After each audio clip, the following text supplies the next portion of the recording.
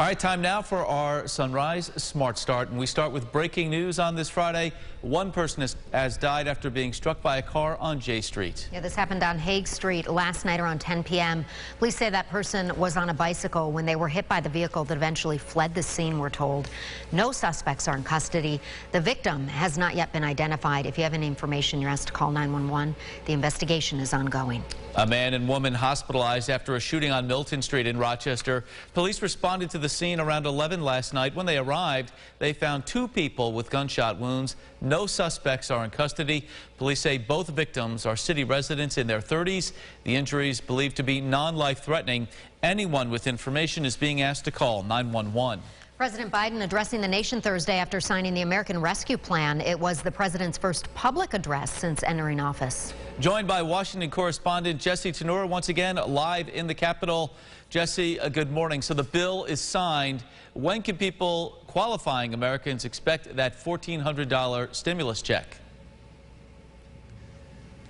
Yeah, good morning, Mark and Leah. It's sounding like, at least from the White House, that it's going to be earlier than anticipated, which kind of seems to be the theme of this week. President Biden was expecting to sign that legislation today, ended up getting it earlier, so signed it yesterday. They're still going to hold a ceremony, though, celebrating its passage today. But that really means that some of these benefits, including the stimulus checks, could start hitting bank accounts as early as this weekend. So definitely something to keep an eye out for. Also, the emergency unemployment benefits will no longer expire this weekend.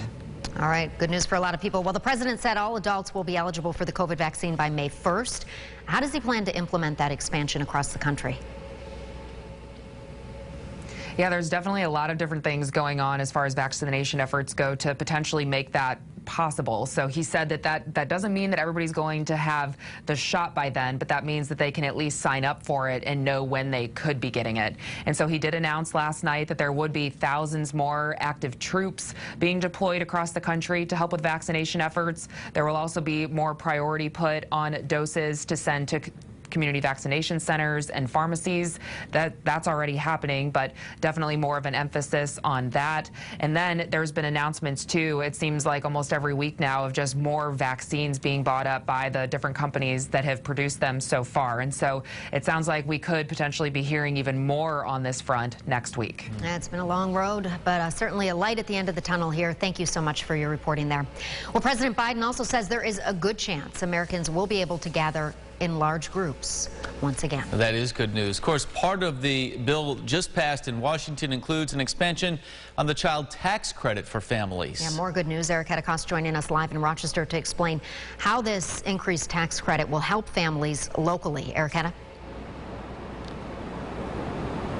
Good morning, Leah. Well, the credit will come in the form of direct payments starting as soon as July. It will last for just a year, but Democrats are working on making it permanent. If you are now receiving a credit for a child you likely qualify on some level. That increased child tax credit would create a refundable structure. In the past, if a family didn't make enough income, they wouldn't be able to qualify for a child tax reduction come tax season.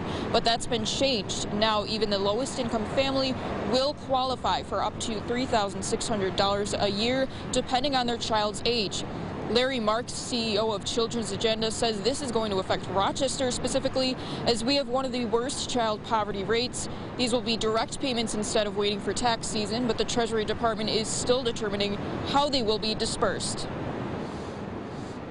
That makes a huge difference in your cash flow, your ability to pay your utility bills, your food and rent bills. That's going to have a major spurring effect of our economy generally. The fact that poor people will be spending more money to keep their heads above water. Again, it will be just for a year starting in July, but local lawmakers like Congressman Joe Morelli, Senator Chuck Schumer working to make it permanent. In Rochester, Erica Cost, News 8. All right, Erica, thank you so much for that. Taking a look at the weather at this hour, not quite where we were yesterday, that's for sure. Yeah, not quite. Definitely savoring the temperatures that we saw yesterday, but we're putting them in the memory box. We were in the 70s.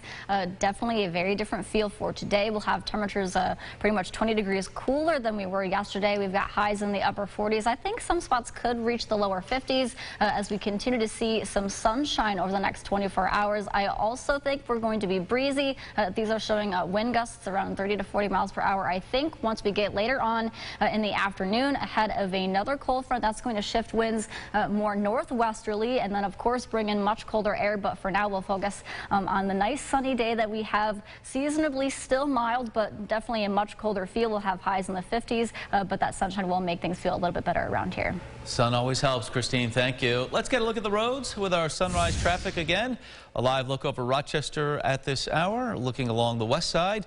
Cars flowing nicely in both directions along 490. No slowdowns on 390 to report, or 590 as well, so it should be a nice sunny ride in on your Friday morning. In other news this morning, Jetta Moss, the man accused of killing one person during a fight, is due in court for a preliminary hearing today. The incident occurred on Evergreen Street in Rochester on February 21st. Police say 24-year-old Jaleel Greer died after suffering a stab wound to the upper body. Officials say another victim was also stabbed but was released from the hospital.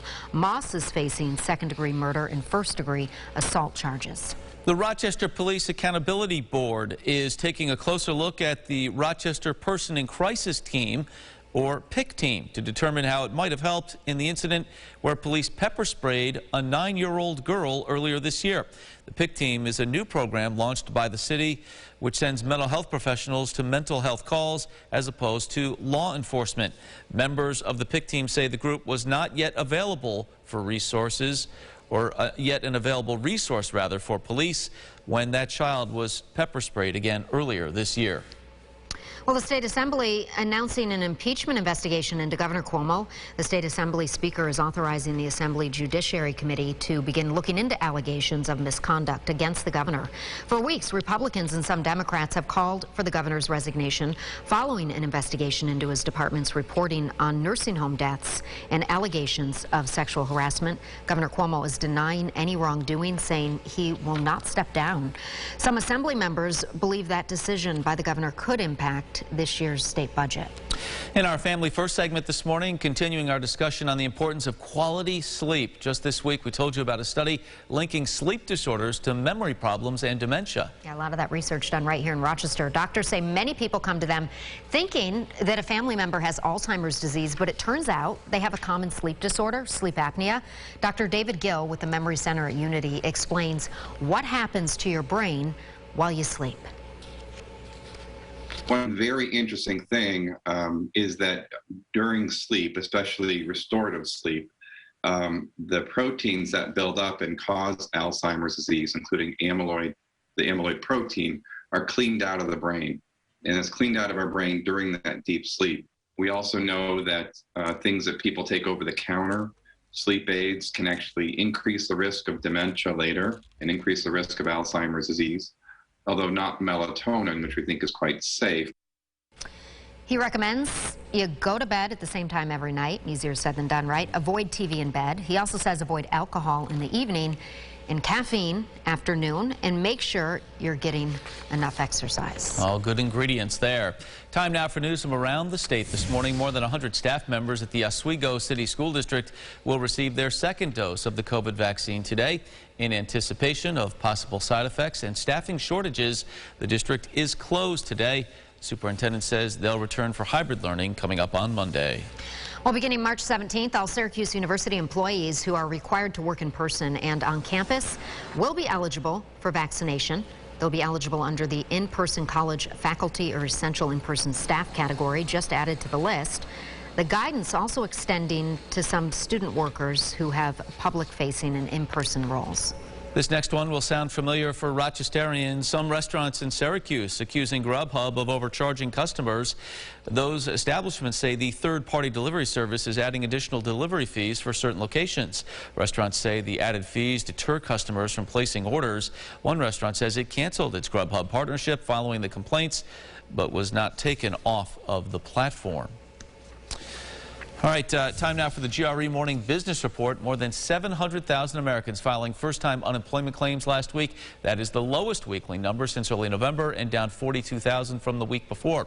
Even though the numbers might sound encouraging, There's still over 9.5 million jobs that were lost during the pandemic that have not come back. Economists hope some of those will return if vaccines continue to lower case numbers and restrictions for businesses. Well, this might not surprise you. More people paying to try and find matches on the dating apps put out by Bumble. The company says revenues jumped 31% in the fourth quarter to just over $165 million, and it now says it has nearly 3 million paying subscribers. Dating apps have increased in popularity during the pandemic, of course, because people have not been able to meet in person in public places quite as much because of all the restrictions. All right, here's the number. Just 6 people in the world who are part of the $100 billion club. And now investing legend Warren Buffett is one of them, the 90-year-old reaching that milestone this week. Congratulations. His wealth is largely tied to Berkshire Hathaway stock. Others in the club include Amazon founder Jeff Bezos and Tesla founder Elon Musk. Well, you know what they say, it doesn't make you happy, but it's one less thing, right, that you have to worry about. Well, join us tomorrow for a special virtual edition of this year's St. Patrick's Day Parade. The top St. Patrick's Day virtual parade broadcasted live right here on Channel 8 WROC from 11 a.m. until noon. It will feature videos from past parades as well as trivia and songs from local musicians. All right, Christine, a quick check of the weather as we wrap it up. Yeah, one last look at our beautiful sunrise this morning. Although we are seeing some sunshine today, temperatures right now still in the upper 30s, so we've got a much cooler feel for today. Temperatures will eventually top out in the 40s and low 50s, so if you're heading out for the day, it will be a decent day overall, just noticeably cooler. Temperatures, again, will only continue to drop overnight. We've got temperatures back in the 20s and 30s heading into the weekend. All right, thanks for watching News 8. Our next update coming up in 30 minutes. CBS This Morning is coming up next. Be safe and have a great day. Follow News 8 wherever you are on RochesterFirst.com, Facebook, Twitter, and our apps for both news and weather.